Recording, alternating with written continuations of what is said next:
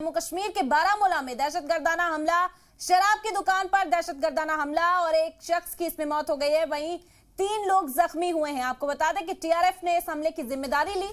LG Manoj Sinha ने हमले की मजम्मत की है।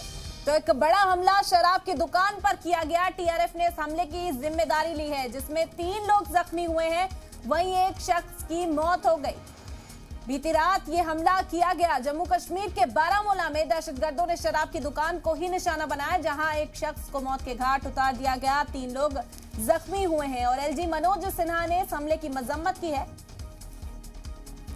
और तफसीली जानकारी के साथ बीएस सागर हमारे नुमाइंदा इस वक्त हमारे साथ जुड़ गए हैं। जी सागर, क्या जानकारी मिल पा रही है इस वक्त, क्या अपडेट है?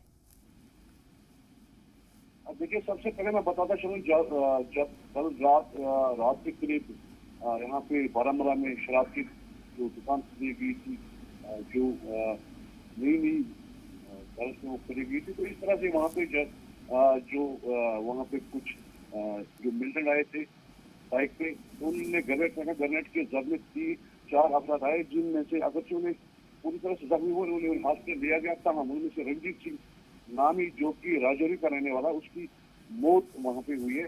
तो पूरे इलाके को सर्च ऑपरेशन चलाया जा रहा है।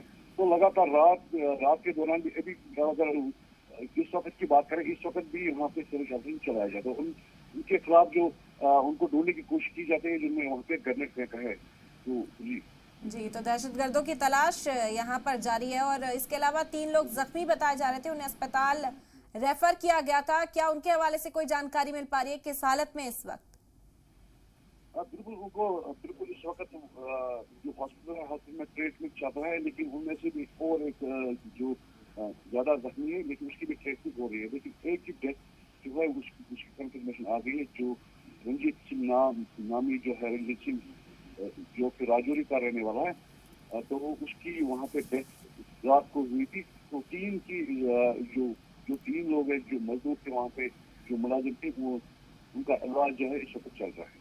जी, तो इलाज जारी है। एक की मौत, 3 जख्मी। बड़ा हमला यहाँ पर दहशतगर्दों ने एक बार फिर से किया। बहुत बहुत शुक्रिया बीएस सागर तमाम जानकारी का।